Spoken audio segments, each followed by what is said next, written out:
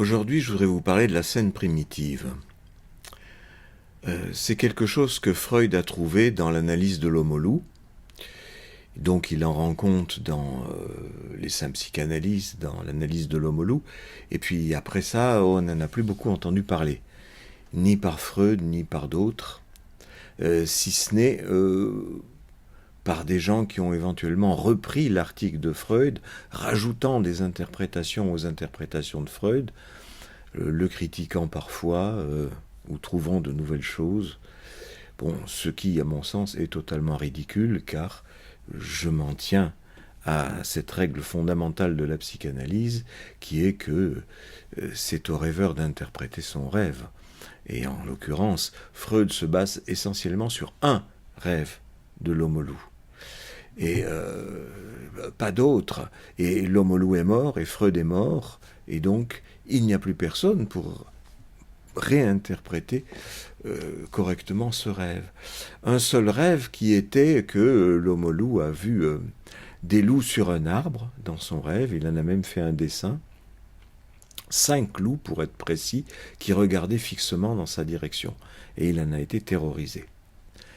Alors l'interprétation de Freud, c'était que les 5 loups, en fait, c'est lui-même, l'homo loup. C'est lui qui est en train de regarder quoi? Ses parents en train de faire l'amour. Voilà ce qui explique le regard fixe et pénétrant des loups. Et, il y a une inversion. Ce que l'homo loup a retenu, ce serait son propre regard qui lui revient en rêve. Et pourquoi des loups? Je ne me souviens plus, mais ça n'a aucune importance. L'important, c'est que, par exemple, ils étaient blancs, et que Freud suppose que les parents étaient encore habillés de leur chemise blanche pendant leur coït, et que c'est ça qui fait que c'est devenu des loups blancs. Freud a obtenu ces résultats en faisant un véritable chantage à l'homo loup, en lui disant, voilà, il nous faudra avoir trouvé avant 3 mois ou 6 mois, je ne me rappelle plus,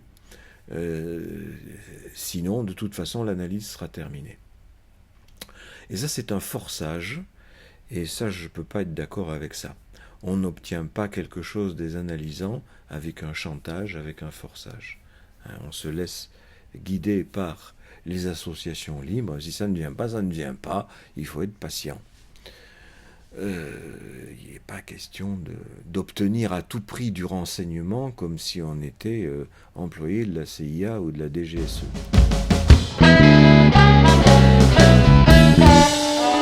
Freud a trouvé cette histoire de scène primitive et après on n'en entend plus guère parler. Et pratiquement jamais chez Lacan et ni les auteurs qui ont suivi. J'ai été donc extrêmement surpris de trouver ça chez moi, dans mes rêves. Et pas un seul rêve, mais des dizaines, des centaines. Donc c'est quand même étayé. C'est pas juste une supposition ou une interprétation à partir d'éléments pauvres. J'ai toute une richesse de matériel qui me permettent d'en parler. Donc, qu'est-ce que c'est que la scène primitive? C'est pour un enfant d'avoir contemplé cette scène où les parents font l'amour.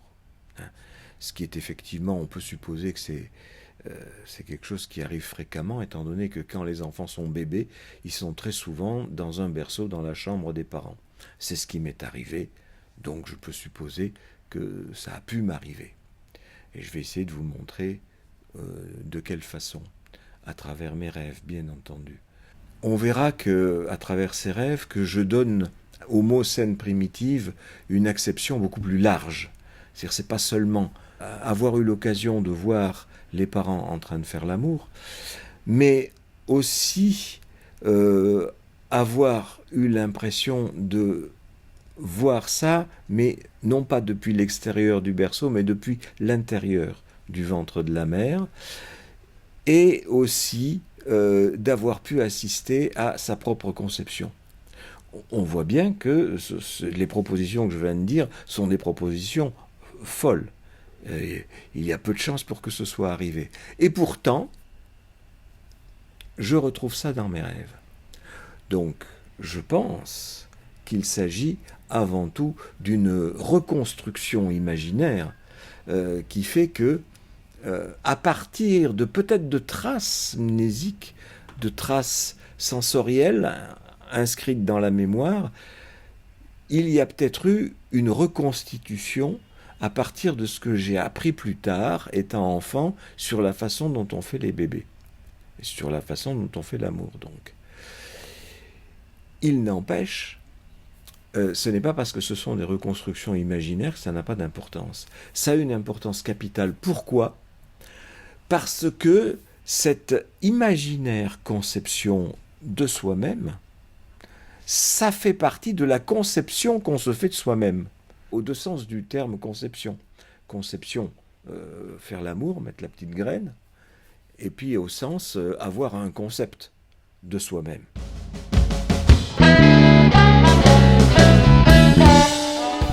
Ça en fait partie. Or, justement, à notre conception, pendant la grossesse, au moment de la naissance, dans la toute petite enfance, quelque part nous n'étions pas là. Et donc c'est quelque chose qui manque à notre histoire. Notre origine nous manque. De la même façon que j'ai parlé de la castration, c'est à partir de l'interprétation de la différence des sexes par les enfants comme étant un manque de phallus chez la fille, eh bien, chez tout le monde, il manque cet épisode de l'histoire fondamentale qui est notre origine. Et comme tout manque, eh bien, on essaie de le combler. Quand on n'a pas les éléments, eh bien, on les imagine. Eh bien, c'est très important. En cherchant à établir le récit de la scène primitive chez l'homme loup, Freud essayait d'établir une réalité de cette scène, ou plus exactement une vérité de cette scène qui aurait été conforme à la réalité. Je crois qu'il n'avait encore pas pigé, à l'époque, qu'il n'est pas si important que ça de faire la différence entre le fantasme et la réalité. Il est important de le faire aujourd'hui, là, ici et maintenant. Prendre le fantasme pour de la réalité, ça ne va pas du tout dans l'actuel. Mais dans nos souvenirs, arriver à distinguer ce qui est de l'ordre d'un souvenir d'une réalité, ou la distinguer d'un fantasme, imaginaire donc, c'est extrêmement difficile. Parfois on pourra peut-être y parvenir, mais la plupart du temps on ne peut pas. On ne peut pas, et c'est pas grave. C'est pas grave pour ce qui est de ces souvenirs anciens, parce que si on a reconstruit une image, une scène, toute une histoire de manière imaginaire, eh bien on se construit quand même à travers ce travail de l'imaginaire. On se construit, et on se construit d'une façon symbolique, à savoir qu'on n'était pas là et on devient là. Ça se corrèle donc avec ce que Freud avait remarqué, cette fois de façon géniale, avec le jeu de l'enfant qui jette au loin les objets forts et qui les ramène là. Il travaille là sur ce qui est là et qui n'est pas là dans un même temps. Ce qui est là et qui n'est pas là, c'est la représentation. C'est pourquoi les enfants peuvent avoir peur des fantômes. Le fantôme, c'est ce qui... On croit qu'il est là, mais en fait, il n'est pas là. Ou le loup, on croit qu'il est là, mais il n'est pas là. Et maman, des fois, elle s'en va, elle n'est pas là. Mais quand on ramène un jouet, une bobine, par exemple, dans le cas du petit-fils de Freud, eh bien, on peut la faire revenir de manière imaginaire. C'est-à-dire qu'on reconstruit l'histoire. C'est pas la réalité, mais c'est du symbolique. C'est du symbolique qui me permet de forger des représentations de ce qui se passe. Alors pour le jeu du Forda, forger une représentation de maman qui s'en va, pourtant elle est toujours là dans ma représentation, ça veut dire je m'en souviens. Et pour le phallus, c'est la même chose. Il est là, il n'est pas là. Il n'est pas là, mais je l'ai vu quelque part sur le corps de quelqu'un d'autre. Je m'en souviens. J'ai une représentation du phallus. Et je me demande, mais pourquoi il n'est pas là ? D'où ce que je vous avais raconté à propos de la castration. Eh bien, oui, c'est une représentation qui vient à la place de ce qui manque. Eh bien, pour notre origine, scène primitive, C'est la même chose. Il y a quelque chose qui manque, on va essayer de jeter comme une bouteille à la mer, et ramener quoi? Une histoire. Qui a peut-être des éléments de vérité, on n'en sait rien, mais en tout cas, ça sera la vérité imaginaire de mon histoire, qui est le socle, néanmoins, sur lequel je peux appuyer mes désirs, mes actions, ma vie actuelle.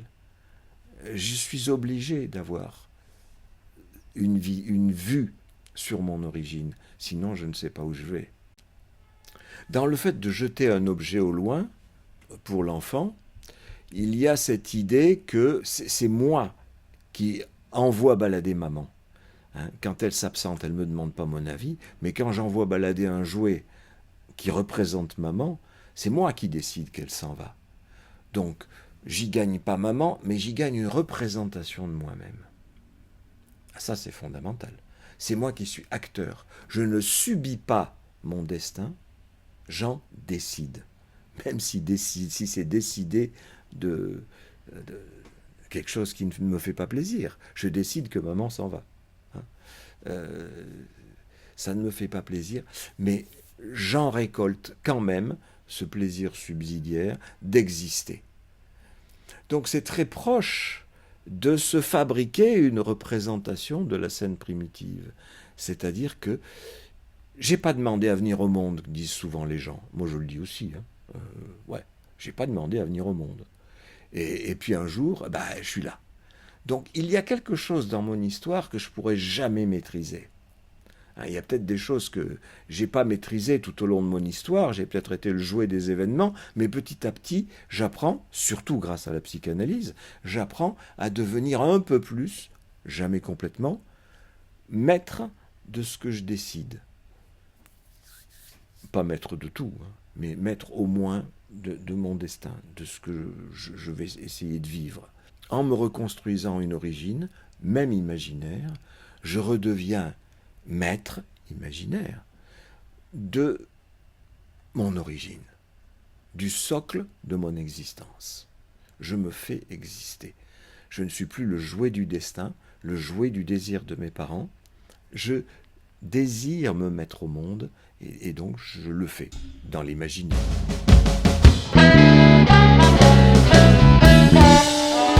Donc ça rejoint le jeu du Fort-Da par un certain côté, et ça rejoint les mythologies de tous les peuples par un autre côté. Parce que racontent les mythologies des peuples? Ça raconte l'origine du peuple en question. Chez les Aztèques, nous sommes nés de Quetzalcoatl, qui a rencontré je ne sais plus qui et qui a fabriqué le ciel, la terre, etc.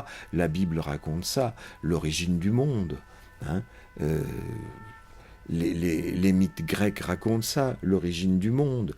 Dans les mythes chinois, nous avons ça. Nous avons des mythes de l'origine du monde aussi, parce que nous ne la connaissons pas. C'est pour ça qu'il y a des gens qui deviennent astrophysiciens pour connaître l'origine de l'univers, l'origine et sa fin, si possible.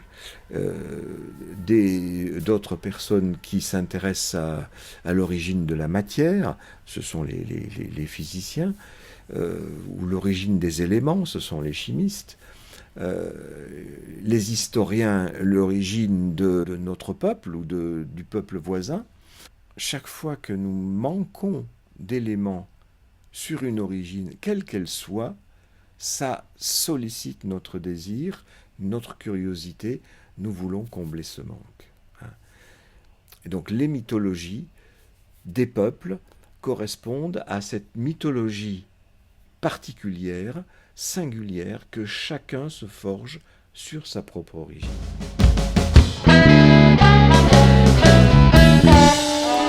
Alors de même que je vous ai donné la dernière fois le premier rêve par lequel j'ai compris de quoi on parlait quand on parlait de castration, je vais vous raconter le premier rêve par lequel j'ai compris que je me fabriquais une représentation de ma naissance. Je ne vous raconte pas tout le rêve, il est trop long, juste l'élément fondamental. J'étais en randonnée et j'arrive dans une cour de ferme, fermée par des murs, Et on ne voit que une porte qui est assez grande, qui ressemble à une porte cochère, et qui est comme recouverte d'affiches qui auraient été lacérées et délavées par le temps. C'est-à-dire on ne voit que des traces de couleur comme ça. Et je ne peux pas sortir par cette porte parce que je vois bien qu'elle est condamnée. Et en face, il y a une autre porte par laquelle je peux sortir. Et je sors en montant au sommet du mur, pour me retrouver au sommet du mur, comme s'il y avait un chemin de ronde, quelque chose comme ça. Mais pour faire ce passage à travers le mur, ou à travers cette porte, parce que je ne la vois pas bien, eh bien je sens que cette porte est très étroite, et que mes épaules frottent de chaque côté. Bon, ben voilà, je vous ai décrit une naissance. Hein. Quand on a les épaules qui frottent à passer par une porte qui est trop étroite, eh bien, c'est de cet ordre-là. Hein. Alors, est-ce que c'est le vrai souvenir de ma naissance ou est-ce une reconstitution ? Eh bien, je n'en sais strictement rien. Tout ce que je peux vous dire, c'est que ça m'avait fait bien plaisir de retrouver cette représentation de ma naissance. Et quant à la porte aux affiches lacérées, je sais que c'est une porte condamnée. Ça me fait penser que c'est une réplique de l'autre porte par laquelle je sors, c'est-à-dire que maintenant, pour moi aujourd'hui, elle est condamnée. C'est-à-dire je n'ai pas le droit d'y retourner. C'est le sentiment que j'ai d'avoir intégré l'interdit de l'inceste. Alors je l'intègre d'un côté, de l'autre côté, je repasse quand même par cette porte. Mais c'est pour sortir. Donc ça, c'est donc un souvenir, ce n'est pas le désir d'y revenir. J'ai le désir de revenir au souvenir. C'est autre chose. Et ces couleurs délavées, je sens que ça a dit quelque chose un jour, puisque j'ai la notion que c'était des affiches. Il y avait quelque chose là d'écrit qui s'est effacé. Ben, c'est peut-être une façon que mon rêve a de me dire que oui, il y a peut-être eu quelque chose d'écrit sur ce moment-là, sur cette porte condamnée, c'est-à-dire quoi, l'orifice vaginal de ma mère, hein, c'est pas autre chose, et que maintenant, ben, je ne peux plus le lire, c'est trop tard. C'est devenu, où ça a toujours été, après tout, du réel, c'est-à-dire quelque chose qui n'est pas descriptible, qui n'est pas lisible. Hein. Ce sont des traces de sensations, des traces de couleurs que j'ai peut-être eues à l'époque, et qui sont restées sous forme de traces, c'est-à-dire illisibles. Je ne peux pas lire ce qu'il y a sur l'affiche. Un autre rêve comme ça qui m'a épaté, qui est très bref celui-là, je sors d'un trou et je me retrouve dans un environnement totalement blanc. Donc j'ai le sentiment d'être à la montagne, que par terre il y a de la neige et qu'autour de moi il y a du brouillard. Effectivement, j'avais vécu une chose comme ça, un jour que j'étais au ski avec ma fille, et ce jour-là, il y avait un brouillard est tombé, alors que nous étions sur un sommet, un brouillard extrêmement épais, qui faisait qu'absolument tout était blanc. J'en avais presque le vertige, parce qu'on ne savait plus distinguer entre le sol et l'air environnant, hein, et on ne savait plus où on allait. C'était assez angoissant. Mais là, je l'ai repris en rajoutant la notion sortir d'un trou. Et je me suis dit, bah oui, sortir d'un trou. En sortant du trou à la naissance, hein, du trou de ma mère, j'étais sans doute dans un environnement blanc, hein, les draps blancs, comme dans n'importe quel hôpital. C'est comme ça que c'est. Et que je n'avais pas les moyens de distinguer à cette époque entre un lit, une chaise, un fauteuil, des murs, une fenêtre, des personnes, non, blanc, rien d'autre, aucun point de repère. Ça aussi, j'appelle ça du réel, parce que justement, il n'y a aucun point de repère. Sauf un que j'ai peut-être mis par après, j'en sais rien, c'est-à-dire je sors d'un trou. Ce qui est quand même un repère, au sens où j'étais à l'intérieur, je suis maintenant à l'extérieur. C'est la seule chose que j'ai pour me repérer. Alors vous me direz, ça c'est pas de la scène primitive, je vois pas mes parents en train de faire l'amour. Mais mes parents en train de faire l'amour, c'est mon origine quelque part, c'est la conception. Et là c'est mon origine aussi, mais c'est la naissance. Dans un autre rêve, je suis dans une pièce où je sais que je n'ai pas le droit d'être, parce que je suis venu travailler la nuit dans une agence pour laquelle je sais que je travaille 2 jours, mais la nuit, je n'ai pas le droit de venir dans les bureaux. Et je suis dans cette pièce tout seul, et qu'est-ce que c'est mon travail? C'est construire une maquette, la maquette d'un château. Un château que je pourrais dire 17e, 18e siècle. Mais par contre, si je suis pas sûr sur le style, je suis sûr que c'est des bâtiments qui entourent une cour interne. C'est-à-dire que ça se passe comme s'il y avait des murs d'enceinte. Et en français, l'enceinte d'un château, c'est le même mot que la femme enceinte. Hein. Donc, j'étais en train de me construire une représentation de la grossesse de ma mère. Pourquoi de ma mère? Parce que je suis justement dans un lieu interdit. Je n'ai pas le droit d'y être. Et j'ai l'impression que c'est légitime que j'y sois parce que je me donne cette idée que c'est parce que je fais ce travail, et que je fais ce travail finalement pour l'agence qui m'embauche, et donc ça me donne une certaine légitimité. Elle est où la légitimité? Effectivement, la légitimité, c'est de se construire une représentation. Et il est interdit de revenir dans le ventre de maman. Oui, dans la réalité. Mais dans l'imaginaire, pour se fabriquer des représentations, et là c'est particulièrement clair parce que je fabrique une maquette. Qu'est-ce qu'une maquette? C'est une représentation de la réalité. Ce n'est pas la réalité. Donc, j'ai besoin de construire ces représentations, et ça, c'est légitime, même si c'est une représentation de quelque chose que si je le faisais dans la réalité, ça serait interdit. Mais c'est non seulement interdit, mais impossible. Il est impossible de remonter dans le ventre de maman.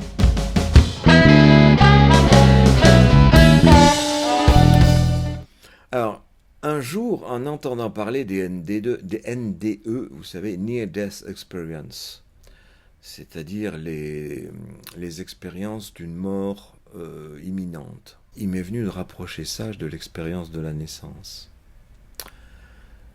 Parce que c'est une toile de Jérôme Bosch qui m'a donné la clé. Voilà cette toile. Comme vous voyez, il y a le tunnel que décrivent tous les gens qui ont eu à vivre ce genre d'expérience. Et au bout du tunnel, une lumière, qu'on imagine être le paradis, évidemment. Mais il faut franchir ce tunnel. Eh bien, je me suis dit, mais c'est exactement ce que je vois dans mes rêves lorsque je dois franchir un passage étroit comme ça, avec une lumière au bout, c'est la naissance. Et je crois que les gens qui vivent une expérience de mort imminente comme ça, lorsqu'ils décrivent ça, ils ne se rendent pas compte qu'ils décrivent quelque chose qu'ils ont vécu, parce que ça, ils l'ont en tête. Donc ils peuvent le raconter. Alors que la mort, personne ne peut le raconter. Personne n'y est allé. Même ceux qui pensent y avoir fait un saut pour revenir. Je ne pense pas qu'on puisse faire ça. Quand on est passé de l'autre côté, on est passé de l'autre côté. On n'en revient pas.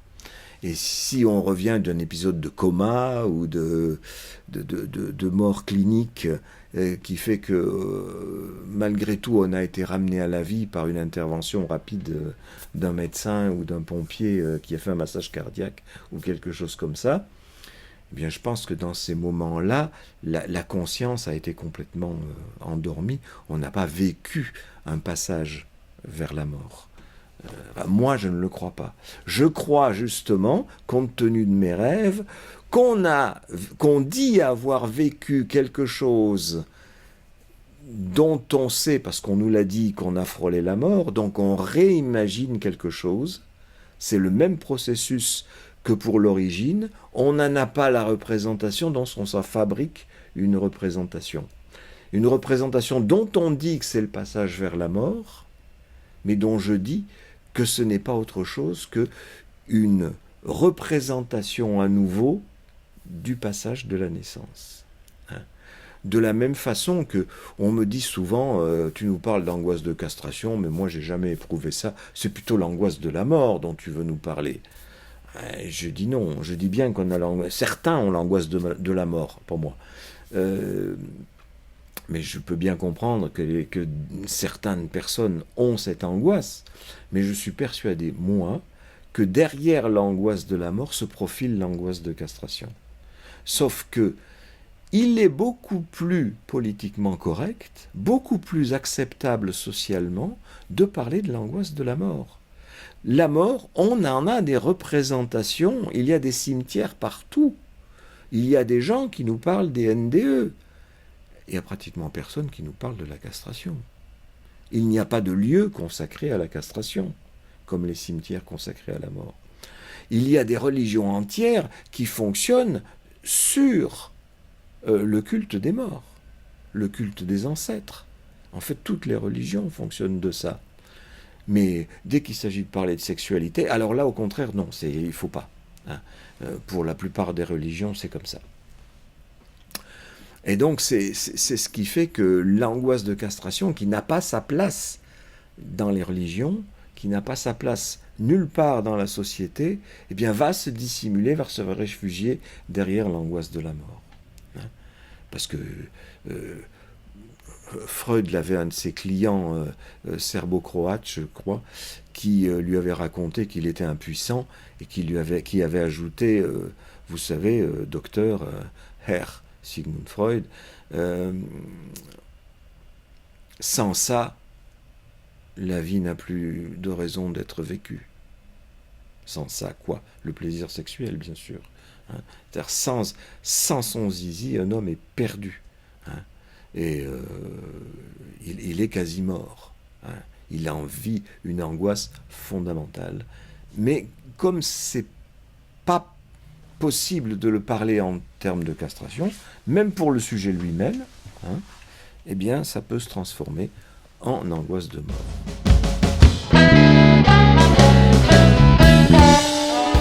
Après les rêves de naissance, nous allons explorer des rêves qui se rapprochent un peu plus de la conception, hein, du voir les parents faire l'amour.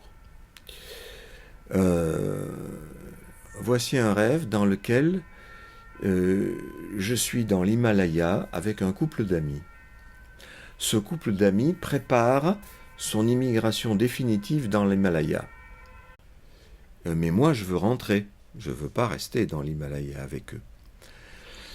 Alors cependant, je suis dans un petit village accroché au flanc d'une montagne à ce moment-là. Et avec les villageois, nous préparons une grande fête pour le soir. Et cette grande fête, je la vois tout d'un coup. Les montagnes sont éclairées par des feux de Bengale, des feux d'artifice. C'est absolument magnifique. On a une montagne verte, une montagne bleue. C'est superbe. Et puis je me retrouve dans un endroit où il y a des monceaux de nourriture dans des vases, dans des pots, dans des jarres, dans des amphores. Ça fait assez ancien comme mode de conservation de la nourriture. Hein. Et devant toute cette nourriture, je me demande si je ne vais pas faire un gâteau en me servant des divers ingrédients qui sont là, en faisant des mélanges un petit peu à l'improvisation. Et puis, je vais finalement y renoncer parce que je me dis que j'ai peut-être pas réussir à faire quelque chose de formidable. Et pourtant, je contemple longuement des graines et des fruits séchés qui sont là devant moi en abondance. Et voilà. Eh bien, qu'est-ce que ça veut dire ? Vous me direz, ça a l'air bien loin de l'interprétation que j'ai donnée en a priori. Mais en fait, l'interprétation est venue, non pas en a priori, mais après, bien évidemment. Eh bien, être avec un couple d'amis, c'est être comme avec le couple de mes parents. Hein. Et la question que eux ils vont rester et moi je vais m'en aller, eh ben, c'est ça qui se passe dans toute famille. Les enfants sont faits pour s'en aller, tandis que le couple reste à la maison. Donc c'est bien un couple parental qui se dissimule sous un couple d'amis. Ensuite, les feux d'artifice et les feux de Bengale, les montagnes éclairées, il se trouve que je venais de voir en Chine le fameux son et lumière qui s'appelle Impression Sanjie. Quelque chose qui était mis en scène par le fameux metteur en scène chinois Zhang Yimou. eh bien, on y voit effectivement des montagnes. C'est pas l'Himalaya, hein, c'est les fameuses montagnes en pain de sucre qu'on voit en Chine, aux alentours de Guilin, et qui étaient éclairées d'une manière magnifique. Il y en avait une verte, une bleue, effectivement. C'était formidable. Sauf que le feu d'artifice et les feux de Bengale, comme ça, eh bien, ça peut représenter les feux de l'amour, justement, sous une forme extrêmement imagée. Le fait que je me retrouve après à l'intérieur dans cet endroit un peu archaïque, puisque j'ai noté que la nourriture était conservée dans des pots ou des jarres ou des amphores, eh bien, tous ces ustensiles rappellent quoi? Un organe féminin, un ventre, où on trouve en effet abondance de biens. Hein, le fœtus n'a jamais faim, il a toujours tout ce qu'il faut à manger à l'intérieur de ce ventre. Et j'hésite longuement à faire un gâteau parce que je crois que je ne vais pas y arriver, effectivement. Si je suis fœtus à l'intérieur d'un ventre, je ne peux rien faire. Et je contemple quoi? Eh bien, des graines et des fruits secs. Et il faut entendre la petite graine, comme on dit aux enfants, que le papa met la petite graine dans le ventre de maman. Hein, c'est avec ça que j'hésite à faire un gâteau. Le gâteau, c'est moi-même, évidemment. Et je sais quelque part dans le rêve que je ne peux pas le faire, et je contemple ces petites graines sans pouvoir en faire quelque chose. Voilà. Je voudrais me mettre au monde moi-même. D'ailleurs, il y a un élément du rêve que j'avais oublié de dire au moment du récit du rêve, c'est que en contemplant les petites graines et les fruits séchés, je me dis je ne vais pas faire mon gâteau parce que je pourrais me planter. Bon, se planter, c'est ne pas y arriver, faire une erreur. Et en même temps, planter la petite graine, c'est comme planter la graine d'un arbre, c'est pour le faire pousser. Hein. Le mot est là de ce que je souhaiterais faire. Me planter, effectivement, mais au sens de me réussir, alors que j'ai le sentiment que ça ne se pourrait être qu'un échec. Et j'ai raison dans les deux cas. Hein. Dans le cas de la réalité, je ne peux que me planter, je ne peux pas m'ensemencer moi-même avec des petites graines, mais dans le cadre imaginaire, eh bien, je peux effectivement planter des représentations. En voilà une représentation du faire l'amour avec les feux d'artifice, et sa conséquence, planter la petite graine.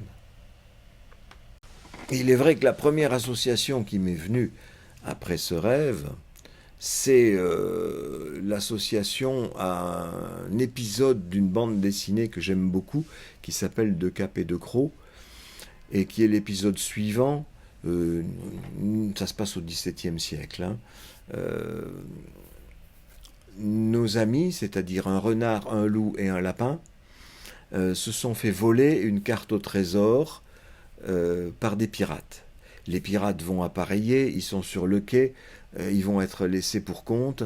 Qu'est-ce qui va se passer? Ils ont l'idée de rentrer clandestinement à l'intérieur du bateau par un sabord, en prenant soin de choisir la Sainte-Barbe. La Sainte-Barbe, à cette époque, c'est la pièce où on entrepose les poudres et les munitions. Et ils ont le projet de faire un chantage aux pirates, c'est-à-dire, si vous ne nous rendez pas la carte au trésor, on fait tout sauter. Et puis quand ils y arrivent, ils sont dans une pièce dans l'obscurité, ils sont bien embêtés, on n'y voit rien. Et puis le lapin, qui est toujours très malin, il allume une bougie. Tout le monde lui dit « Ah, une bougie dans la Sainte-Barbe, tu vas faire tout sauter. Hein, voilà mon feu d'artifice. Hein » Et puis, en fait, le lapin, il dit « Bah, je crois pas que je ferai tout sauter parce que, regardez. » Et autour, il n'y a que des tonneaux, des jarres, des saucissons, des jambons qui pendent de partout.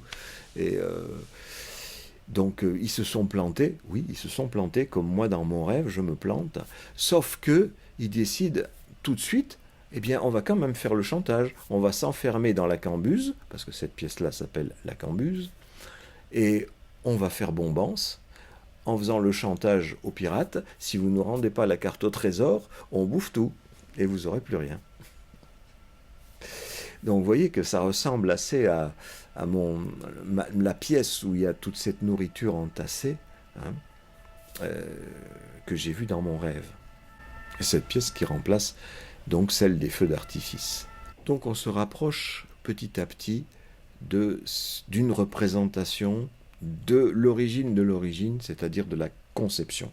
Un autre rêve dans lequel, je vous résume aussi parce que ça serait trop long, hein, j'ai rendez-vous avec une femme à un endroit d'une ville, puis j'ai rendez-vous avec une autre, et finalement je vois pas l'une mais je vois l'autre, je sais plus comment me situer entre les deux, ce sont des choses qui me sont arrivées dans la réalité, et puis finalement je m'aperçois que j'ai oublié quelque chose, et qu'il faut que je retourne chez mes parents.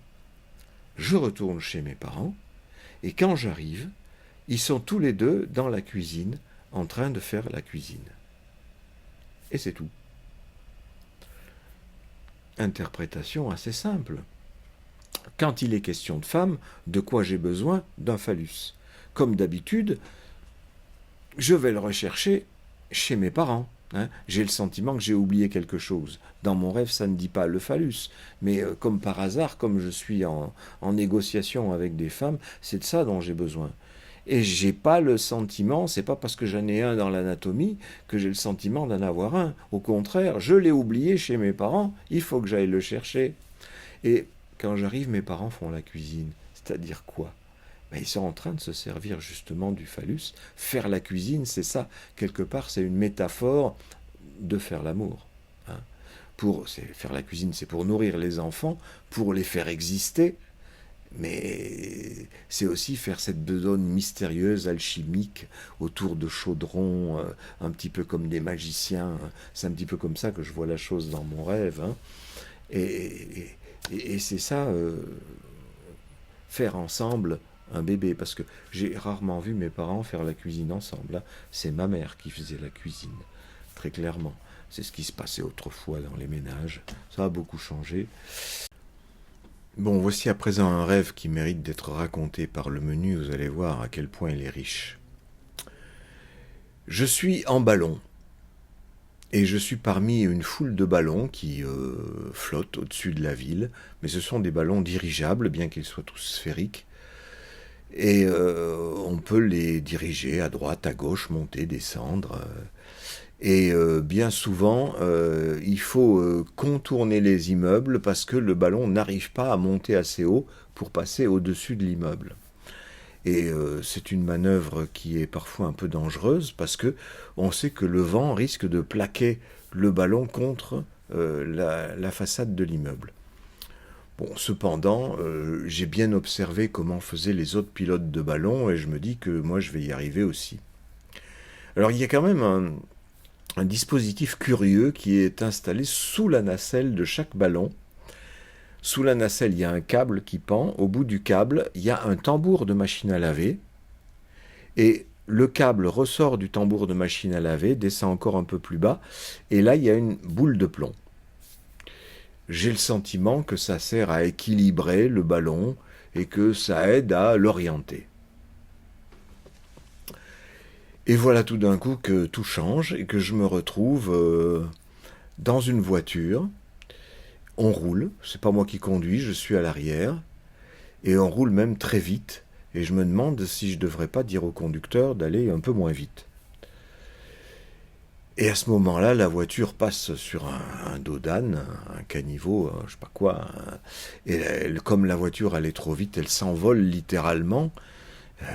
Bon, angoisse, je me dis ça va être l'accident. Non, la voiture retombe de l'autre côté très lourdement, mais enfin, elle est sur la route et elle peut continuer son trajet.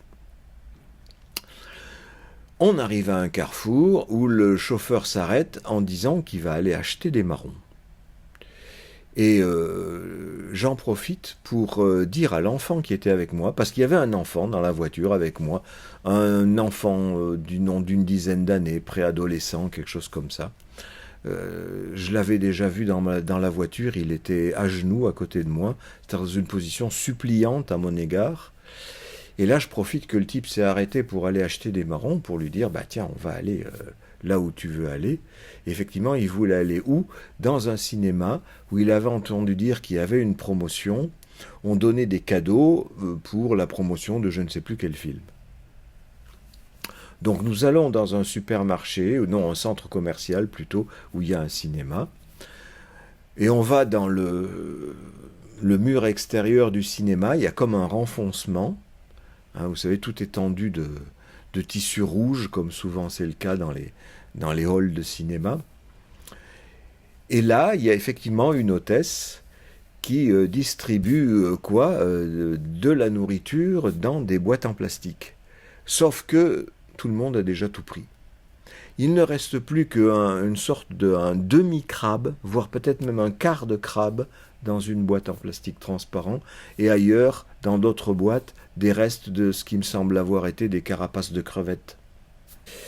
Alors, interprétation, eh bien, les ballons qui n'arrivent pas à monter suffisamment haut, c'est évidemment des phallus, enfin les miens, le mien. J'ai peur de ne pas être à la hauteur. La hauteur pourquoi? Eh bien, il y a ce dispositif curieux que je vous ai décrit avec un tambour de machine à laver en dessous et puis une bille de plomb. Le tambour de machine à laver me fait immédiatement penser à une histoire drôle que m'avait racontée ma fille quand elle était petite. Histoire qu'on raconte dans les cours d'école et qui est la suivante. Il faut faire les gestes avec. Hein.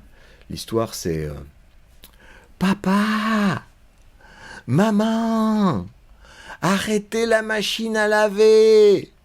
Voilà. Bon, ça fait rigoler parce qu'on se dit ah les parents distraits qui ont oublié l'enfant dans la machine à laver. En fait, il s'agit bien de ça. Il s'agit pour les enfants, pour les parents, mettre un enfant en route, comme on dit, c'est le mettre dans la machine à laver. Ça tourne pendant un certain temps et puis après on le sort du trou. Voilà, c'est ça. Dans de multiples rêves, j'ai déjà eu affaire à des machines à laver qui sont comme ça assimilées au ventre des mères. Pas seulement les miens, mais les rêves d'autres gens aussi. Et on retrouve ça dans bien des dessins drôles, comme ceci, qui circulent sur Internet. Hein, vous voyez, la machine à laver avec les enfants dedans, c'est pas une trouvaille, c'est quelque chose de structural. Hein. C'est une façon de parler de la conception et de la grossesse, plus exactement. Donc, ne pas être à la hauteur de quoi? Du tambour de la machine à laver, c'est-à-dire de la fabrication d'un enfant. Hein. C'est ça dont il s'agit. Ce que dans la vie de veille, je n'ai absolument pas la notion, je n'ai pas la moindre envie de mettre un enfant en route, surtout à l'âge que j'ai, hein, c'est quand même plus le moment. Eh ben, mon rêve m'indique que, bah si, voilà. Alors, est-ce qu'il ne s'agirait pas plutôt d'une scène primitive, c'est-à-dire l'idée que l'enfant à mettre en route, toujours à mettre en route, parce qu'il n'en a jamais fini, c'est moi. Et en effet, la suite indique ce passage de la voiture sur un dos d'âne qui fait sauter la voiture en l'air. En français aussi, on a cette expression, sauter une femme, c'est lui faire l'amour. Là, la voiture saute, mais je suis déjà à l'intérieur, avec un enfant. C'est-à-dire l'enfant, c'est moi aussi. Donc la voiture, cette fois, c'est ça le tambour de la machine à laver. Je suis à l'intérieur d'un ventre, et ça saute, mais qui saute? Eh bien, c'est mon père qui est en train de sauter ma mère, vraisemblablement, puisque moi, je suis à l'intérieur. Hein. Et ce qui se passe à l'arrivée au carrefour, c'est que le conducteur, qu'on peut peut-être assimiler à mon père, puisque on a aussi une expression en français qui dit « En voiture, Simone, c'est moi qui conduis », ça veut dire on va s'y mettre à faire l'amour. Et c'est moi qui conduis, c'est-à-dire je suis l'homme. Hein, attention. Et bon, c'est le père qui conduit, oui, voilà. Mais il s'arrête pour acheter quoi? Des marrons. Vous voyez qu'on retrouve la question de la nourriture, qu'on retrouve ensuite avec le fait que l'enfant, il demande quelque chose qui est de l'ordre de la nourriture. Hein. On retrouve ma cambuse dans un autre rêve, où ce dont il s'agit, c'est de faire quelque chose avec la nourriture entreposée. Là, il s'agit de la trouver, cette nourriture. Eh bien, on ne la trouve pas parce qu'elle a été déjà distribuée. Il ne reste plus que des restes de crustacés. Pourquoi des restes de crustacés? Parce que, d'une part, les crevettes, ça pourrait faire penser à phallus. Hein. Et quart de crabe, le crabe, c'est un cancer. Et justement, à ce moment-là où j'ai fait le rêve, on venait de m'opérer du rein, de m'enlever un rein qui était bouffé complètement par un cancer. Et quand on me l'a enlevé, eh bien, on m'a informé que le truc qu'on a enlevé pesait 1,5 kg, ce qui pourrait s'assimiler au poids d'un bébé prématuré de 6 mois, quelque chose comme ça. Donc, quelque part, j'avais accouché de quoi? D'un crabe, d'un cancer. Hein. Mais si je le rattache à quelque chose de la gestation, c'est qu'il y a quelque chose en moi d'un désir de gestation. Donc pas forcément le désir de mettre un enfant au monde, ça c'est plutôt féminin, ou alors c'est ma part féminine, mais c'est aussi la part de me mettre au monde une représentation de moi-même. Parce que l'origine, encore une fois, ça manque toujours, et là on manque, j'ai encore manqué une représentation de l'origine, on a tout distribué, c'est des trucs qui sont de l'ordre soit du phallus, soit de l'enfant transformé en crabe, c'est-à-dire cancer. Tout ce rêve, dans sa longueur, dans ses détails, me fournit des représentations de l'origine, de la conception, hein, la voiture saute, de la gestation, je suis en ballon, je suis dans la voiture, je suis aussi dans... j'ai précisé ce décor de cinéma qui était rouge, c'est-à-dire comme l'intérieur d'un utérus, mais un utérus où on ne trouve plus à manger cette fois-ci. Hein. C'est-à-dire qu'il faut s'en sortir, quoi. Hein. Il y a les deux choses. Hein. Il y a la représentation du fœtus qui est tranquille parce qu'il a à manger, il n'a pas à s'en préoccuper. Et puis quand il commence à la sauter un peu, ce qui signifie aussi avoir faim, il faut peut-être en sortir. D'ailleurs, si on m'avait pas retiré ce cancer, je serais peut-être pas là pour vous causer. Donc, effectivement, l'opération qui a fait ce simulacre de mise au monde d'un bébé qu'on n'a plus qu'à jeter à la poubelle, parce que c'est un cancer, eh bien, c'est quand même ce qui m'a mis au monde une deuxième fois. Ça me donne une représentation de ce que c'est qu'une mise au monde. Et en effet, il se trouve que le tambour de machine à laver, s'il est venu, c'est à cause des histoires dont je vous ai parlé, mais aussi du fait que la veille, j'étais au Brésil, j'étais dans Olinda, à côté de Recife, et devant une maison, j'avais vu un tambour de machine à laver qui avait été transformé en poubelle. La poubelle était devant la maison, prête à être embarquée par les éboueurs. Et voyez ce que je vous avais déjà raconté à propos d'un rêve dans la vidéo sur la castration, on retrouve l'idée du ventre féminin comme une poubelle. Et le fait des enfants qu'on jette à la poubelle, ou qu'on a trouvé dans la poubelle. Et en fait, c'est ce qui m'est arrivé avec mon rein cancérigéné, avec l'enfant, qu'on n'a plus qu'à jeter à la poubelle, effectivement. N'empêche que de ce jetage à la poubelle, il y a un reste, c'est quand même le gars moi-même.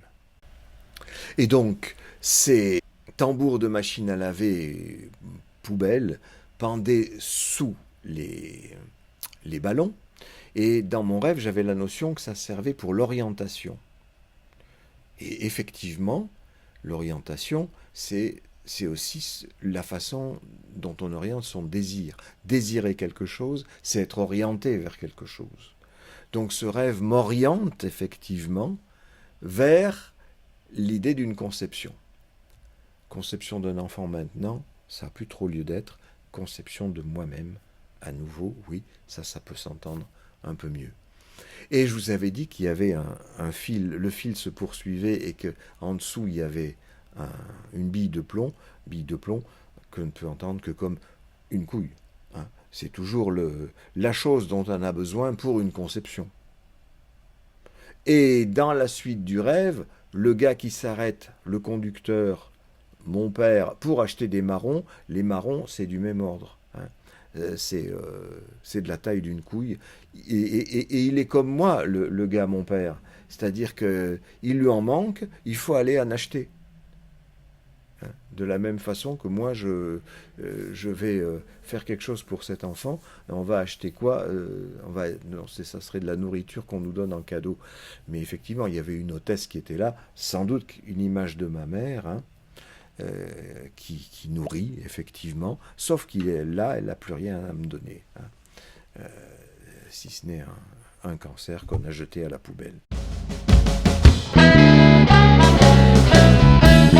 Trouver une représentation de sa naissance ou de sa conception, c'est pas toujours rose. On peut s'imaginer que le ventre de la mère, c'est un refuge, qu'il n'y a pas mieux. Mais on va voir dans les 3 derniers rêves que je vais vous raconter que ça laisse quelques surprises des fois. Alors, dans ce rêve, je dors sur un petit balconnet au-dessus d'une cour qui appartient à la SNCF. C'est une cour qui sert à réparer les locomotives. D'ailleurs, il y a là une vieille locomotive en attente de réparation. Je pointe mon nez un peu au-dessus pour regarder ce qui se passe dans la cour, et un employé de la SNCF m'aperçoit et dit à des gamins qui sont là, il doit descendre. Et aussitôt, les gamins se précipitent vers l'escalier métallique qui monte vers mon petit balconnet. Pour leur échapper, je saute par l'autre côté, où il n'y a pas d'escalier, mais je m'accroche à des tuyauteries qui sont là, pouf, pouf, pouf, et j'arrive à un autre escalier, et je me retrouve en bas, dans la rue, il fait froid, il neige. Et j'ai récupéré au passage mon pull et un bout d'étoffe comme ça qui traînait. Je suis en chemise seulement, donc j'ai froid. Voilà, interprétation. J'ai appris dans de nombreux dîners familiaux que mon père, quand il était jeune, il avait conduit des locomotives. Une locomotive de manœuvre dans je ne sais plus quelle gare de triage. Donc la locomotive qui est dans la cour, c'est le phallus de mon père qui est dans le vagin maternel, évidemment. La cour, on l'a vu au niveau de la maquette du château XVIIIe siècle, c'est quelque chose comme l'utérus ou le vagin, enfin un intérieur, une enceinte. Et le père, puisque cet employé SNCF est un substitut du père, me pointe du doigt en disant aux gamins de me chasser de là. Vous remarquerez que de là, c'est le balconnet où je dors, c'est-à-dire je suis en gestation pendant que mon père a amené sa locomotive dans le bas de l'endroit où je dors, c'est-à-dire l'utérus. Et s'il envoie des gamins et s'il ne va pas lui-même, c'est parce que j'ai la notion que dans ce ventre, il y avait eu mes frères aussi. Et que ces frères ont toujours cherché à me déloger. Ils avaient 11 ans de plus que moi, c'était mes aînés. Ils n'ont jamais vu d'un bon œil mon arrivée, évidemment, comme tous les aînés, c'est comme ça. C'est comme ça dans toutes les familles.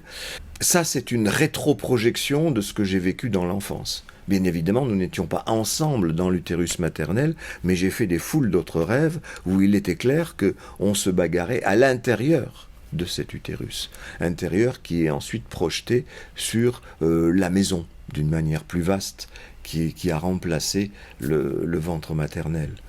C'est là qu'on se bat pour avoir une place. Et moi j'ai toujours eu une place tout à fait problématique, d'abord dans le berceau au pied du lit de mes parents. C'est pour ça que de ce berceau j'ai souvent pointé mon nez comme ça pour voir s'ils étaient bien là, et c'est peut-être comme ça que je les ai vus faire l'amour, effectivement. Et il y a une notion de ça quand je raconte que je me pointe mon nez au-dessus du balconnet pour voir ce qui se passe en bas, comment cette locomotive a pu rentrer dans la cour. Et ensuite, ma descente le long des tuyaux, c'est la façon dont j'imagine que ce qu'il y a dans le ventre maternel, c'est-à-dire j'ai entendu parler des intestins, de l'estomac, d'un tas d'organes, ça fait des tuyauteries. Et je m'imagine que je m'accroche à ça pour descendre, c'est-à-dire pour naître. Je me retrouve dans la rue, j'ai froid, j'ai qu'une chemise, il neige.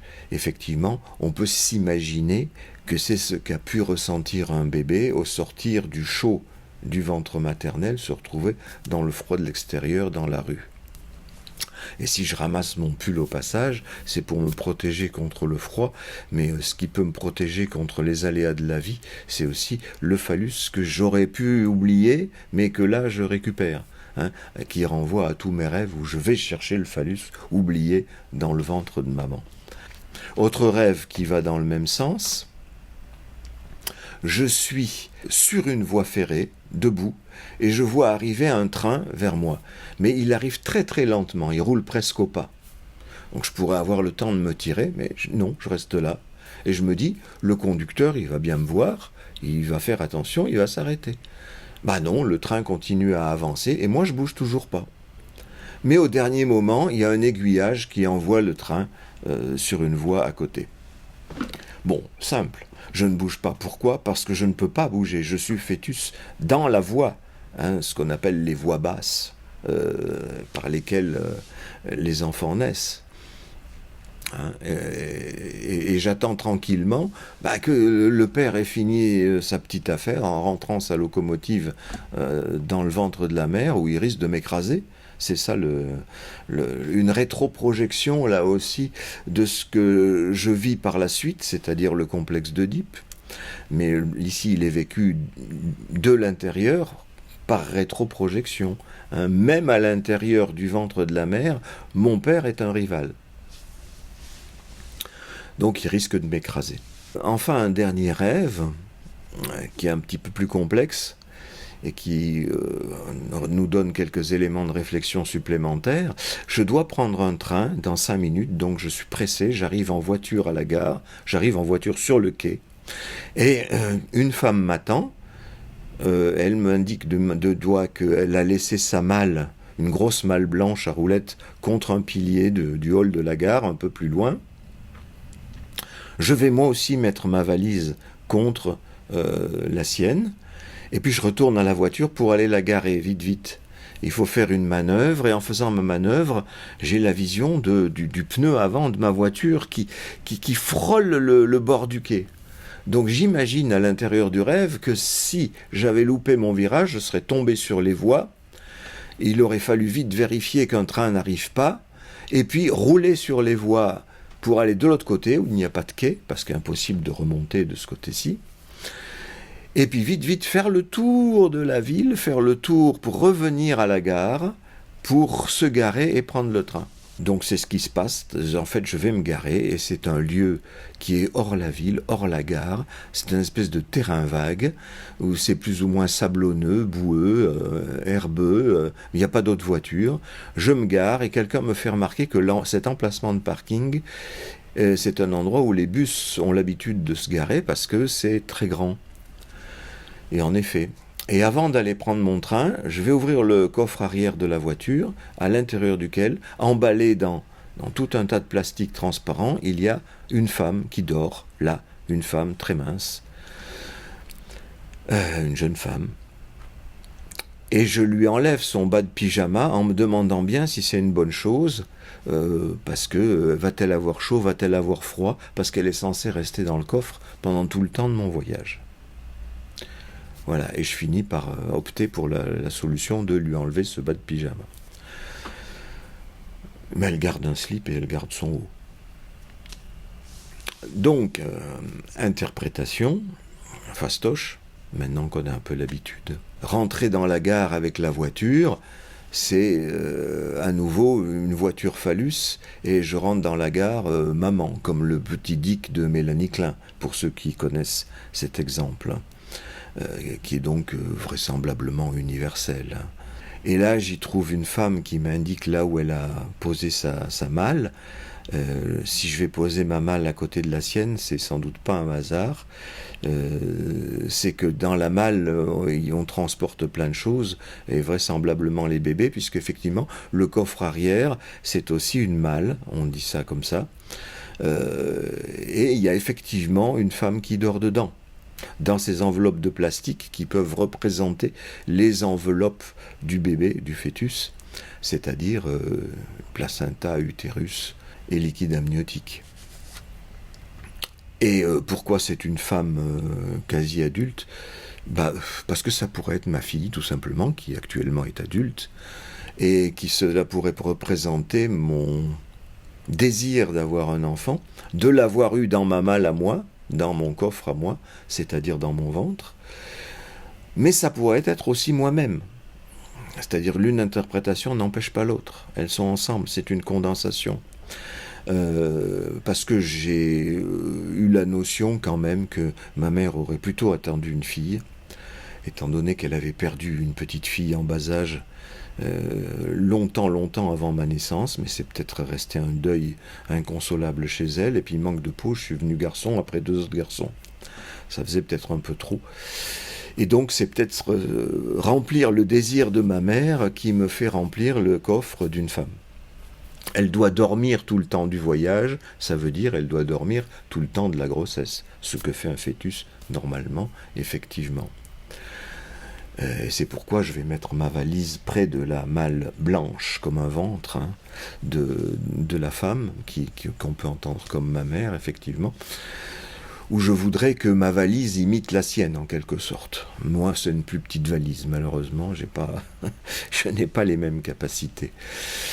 Et puis cette histoire du rêve dans le rêve, c'est-à-dire cette imagination que si je tombe du quai, je me retrouve sur les voies, avec la peur du train qui pourrait arriver. Donc on retrouve le rêve précédent. Parce que c'est 2 exemples, mais ça revient des dizaines de fois, ce genre de rêve. Tomber du quai, c'est naître. Et en même temps, c'est continuer à avoir la peur d'être dans les voies basses, comme j'ai dit pour le rêve précédent, et à ce moment-là, on se trouve en conflit avec le train qui arrive, la locomotive du père, le phallus du père. Donc il faut vite s'échapper, donc c'est une naissance. Mais c'est une naissance passée de l'autre côté. Pour faire une boucle, je vous ai déjà parlé de l'importance de la boucle dans des rêves précédents, dans des vidéos précédentes, parce que je n'ai pas de représentation de l'origine, et donc j'essaie de faire le tour de ce problème, comme on dit, faire le tour d'une question, pour arriver à une représentation de tout ça à la fois, c'est-à-dire gestation, conception, gestation, conception, c'est la locomotive du père qui rentre dans la gare de la mère, gestation, c'est le passage dans le coffre ou dans le balconnet au-dessus de la cour. Naissance, c'est la tombée du quai ou la tombée du balconnet en s'agrippant au tuyau. Naissance et castration, qui est la dernière occurrence de l'identité de l'origine, puisque dans mon rêve, il y a cette question, fille ou garçon. C'est une question que je me pose à propos de moi-même, et c'est la question de la castration. C'est pour ça que j'enlève le bas de pyjama. Évidemment, mon rêve laisse une censure en place, c'est-à-dire je lui laisse un slip et un haut. C'est pas du tout de la curiosité sexuelle, non, pas du tout. C'est juste une préoccupation entre le chaud et le froid. Ça, c'est la censure qui s'exprime.